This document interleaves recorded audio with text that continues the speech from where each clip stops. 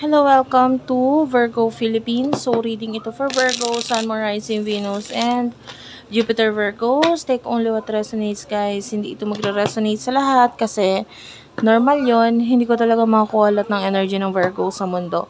So, kung gusto mo, pwede kang magpa-personal reading kay Jing Tarot Reader. Search mo na lang siya sa Facebook, guys. Siya yung open sa personal reading. Ako po, hindi po ako open. May times lang nag-o-open, pero sa ngayon medyo busy na po ulit, hindi na po ako open.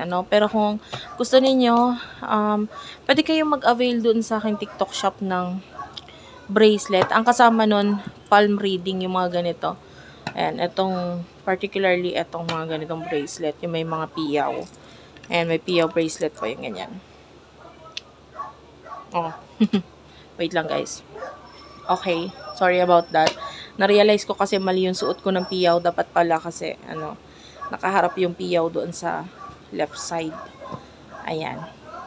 Ngayon ko lang napansin nung pinakita ko sa inyo. Anyway, for Virgo, Sun, Moon, Rising, Venus, Jupiter, Virgos, let's start your reading. You do have here the King of Pentacles. Wow. Wow. Actually, napakaganda nito. There's big change with regards sa iyong money. And you do have here the High Priestess. Ikaw yung tipo ng tao. You are already stable. Yung iba sa inyo, stable ka na nga. Mas magbibigay pa ng positive change sa'yo yung mga susunod na buwan. Linggo, buwan na paparating sa'yo. I can also see yung development or pagiging mas malakas ng iyong spiritual knowledge.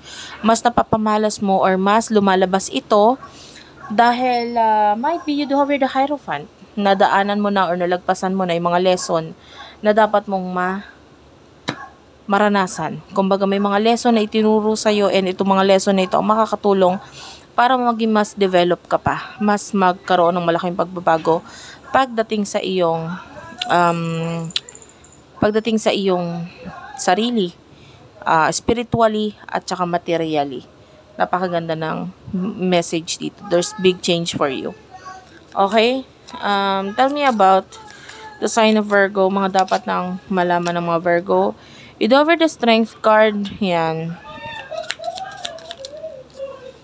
You do have here the King of Cups. There's a person na parang napapanghinaan pa ng loob ngayon. Parang hindi pa tayo nakakita ng medyo may chaos pa dito sa person ito. Like, there's a lot of problem. At saka, problem regarding sa home, sa house. This person is patiently waiting. I feel like gusto niyang to be dealing with someone na magaling sa, sa arts or very crafty person, pwedeng marunong maggawa ng mga accessories and someone na magaling pag talking about arts, magaling talaga tong taong to. Sorry pala sa background ko, maririnig niyo yung ingay, tahol ng aso, mga naglalarong bata, tricycle. Katabi po namin terminal, maingay po talaga. Pasensya na po, hindi ko po yun makokontrol. Try ko na lang lakasan yung boses ko. So anyway, you do have here 7 of Pentacles. So this person is currently facing a lot of chaos. Pwedeng may kinalaman sa money. Ayan. And itong person na ito is kind of like giving up. Pag sa connection, if this is person na may kinalaman sa connection sa love, pwedeng sa ngayon medyo nag-give up din itong person na ito. Kasi nagkakaroon siya ng pagdadalawang isip regarding sa hindi siya sure kung magiging stable pa ba kayo, magiging okay pa ba kayo, or magkakaroon pa ba ng chance sa inyo. Parang ganun. But there's a lot of emotions dito sa taon to. Ano bang emotion itong person na to for you? For the sign of Virgo. You do have the Knight of Cups. And tell me about this, please. This person is hindi siya nagiging truthful or totoo sa'yo.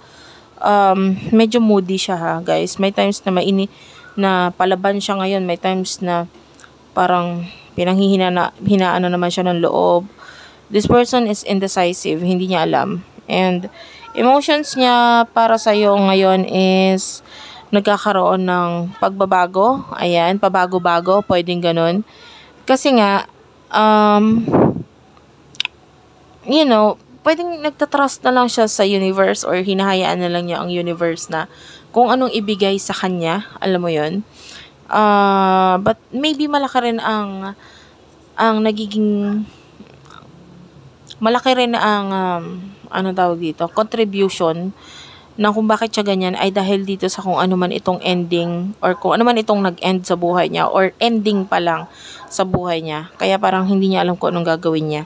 Ngayon medyo may struggle siya, may mga competition, problema, hirap na energy, but this person is, I feel like you do like this person a lot.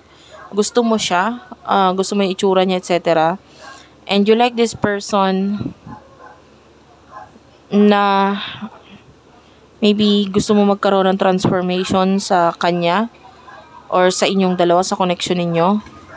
Yung iba hindi to love, guys, don't get me wrong, kasi pwede naman ito ay friendship or whatever, pero yung iba sa inyo there's love na involved, especially the King of Cups is here. Okay, what will happen in the near future for you, Virgo?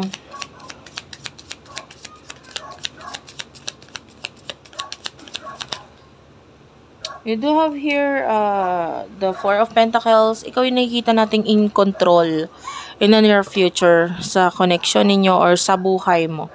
Ikaw yung magiging control dito. But I feel like pwedeng ikaw ay tamadin or hindi gumawa ng action regarding sa kung ano yung gusto mo talaga, because maybe you're busy, you're overworking, you know, kung ano yung mga dapat unahin, priorities. Yung iba sa inyo pwedeng pinangungunahan ka ng jealousy, selos, ganyan, if there's something to do with love. But I feel like you are always there just in case, no, na kailangan ng person mo ng someone to talk to, or kailangan ng person na ito, no, friendship, whatever. Ikaw kasi yung tipo ng tao na makakapagbigay ng advice sa kanya. Yeah, you are overworking here with the Eight of Pentacles. Focus mo, career. And in the near future, more future for Virgo, please. You do have here the Lovers. There's commitment. Sabi ko nga, pwedeng may kinalaman sa career. You do have here the Hermit. This is Virgo energy. I feel like if you are currently in a relationship, there's energy of pwedeng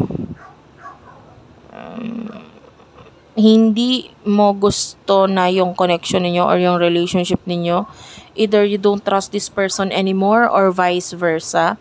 Pwedeng yung karelasyon mo hindi kanya pinagkakatiwalaan. So for some of you, pagdating sa love, kung ikaw ay may relasyon, medyo hindi maganda yung sinasabi dito in the future, kasi there's this pagiging selfish ng iba na magiging dahilan kung bakit magkakaroon ng feeling na parang wala ng tiwala, kasi selfish na sarili na lang yung iniisip. And there's this wala ng tiwala talaga dahil sa mga itinatago. Okay? May mga maliliit na pagtatago, no, na maaaring maging dahilan kung bakit parang hindi ko na, kumbaga, hindi mo na siya pagkakatiwalaan, or yung person mo hindi ka na pagkakatiwalaan dahil dito sa mga maliliit na na mga itinatago na ito. Ay, hindi ko siya nakikita as malaking tago or malaking sikreto, but rather maliit na sikreto, nakaduda-duda. Alam mo yon. And yeah,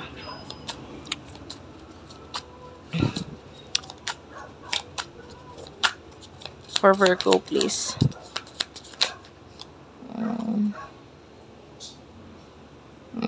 You do have your stuck energy with the Six of Swords in reverse. This is Aquarius energy. This is air sign. So, parang pwedeng may bagay na hindi mag-move forward, hindi magtuloy. But you do have here the this is the Judgment in reverse. And there's the number 2 regarding plano. Kasi number 2 is about decision or regarding plano. Parang hindi magtuloy ito. There's a delay, yung iba, delay, disappointments. And pwedeng may pagsisisi or pagsisisihan na maaaring maganap dito.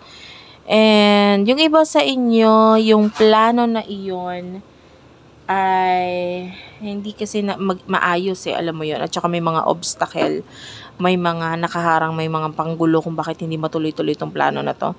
So there's a energy of plano na hindi matutuloy, pero I feel like because of the Mercury retrograde. So meron tayong Mercury retrograde this April 2024. And ito yung maaaring maging dahilan kung bakit magkakaroon ng delay, miscommunication, hindi man problem, but rather, it's time for you na pag-isipan ng mabuti kung ano yung gusto mong gawain.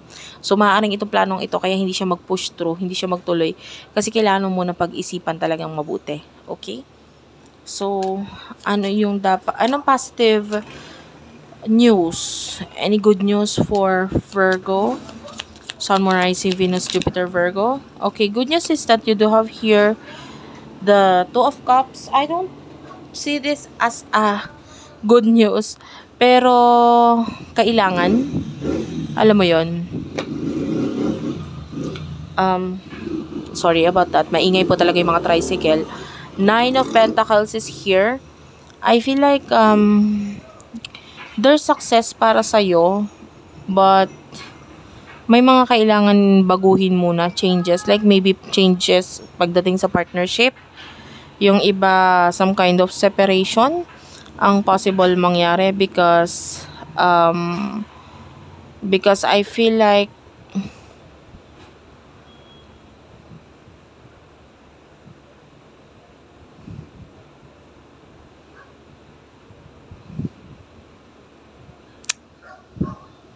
yung iba sa inyo, if you're waiting for something or someone, may possible na kailangan mag-end muna yung isang bagay. And high chance ang separation or yung ending. Especially there's Jupiter and Uranus conjunction ngayong April 2024, which is napaka-rare nung ganun, no? Ang conjunction ng Jupiter and Uranus. And kapag kasi nagkakaroon ng Jupiter and Uranus conjunction, dito nangyayari yung separation with your, like, marriage problem sa marriage, and then nagkakaroon ng separation, nagkakaroon ng big change. Pero after nung big change na yun, yung iba meeting with your true soulmate or yung union, dito yun nangyayari. So, maaaring iba sa inyo, eto, good news ito dahil maaaring magkakaroon ng separation. Eto, pwedeng tao, pwedeng sitwasyon, like maybe a work, matatanggal sa work, para mas magkaroon ng pagbabago at magkaroon ng mas magandang work for you. So, ganun. Dito yun. So, possible na ito ay good news for you kasi kailangan naman talagang matapos or tanggalin or mag-end yung isang bagay in order for you na ma-accept mo kung ano yung mas better, yung mas magandang paparating para sa'yo. Okay? So, although it looks like pangit kasi hindi magandang news, 'di ba? Good news pa rin kasi yun naman pala talaga ay dapat mangyari para sa mas better na paparating sa buhay mo. Especially the Nine of Pentacles is here. So, this is like, mas ma-enjoy mo yung magiging resulta nitong kung ano man itong mag-e-end na ito. So, yung iba, that could be marriage. Okay? So, you will be more luxurious. Yung iba sa inyo, oo, may ending, may separation, pero mas magiging mas maganda ka, mas magsha-shine ka, mas mararamdaman mo yung success mo. Kasi yung pala itong taong to na nakakapit ka, siya pala yung naghihila sa'yo pababa. Kasi sa halip na maging mas mabilis or mas mabilis mong ma-achieve yung mga dapat mong ma-achieve sa buhay, ay hindi. Dahil nakokontrol ka or nahihila ka pababa.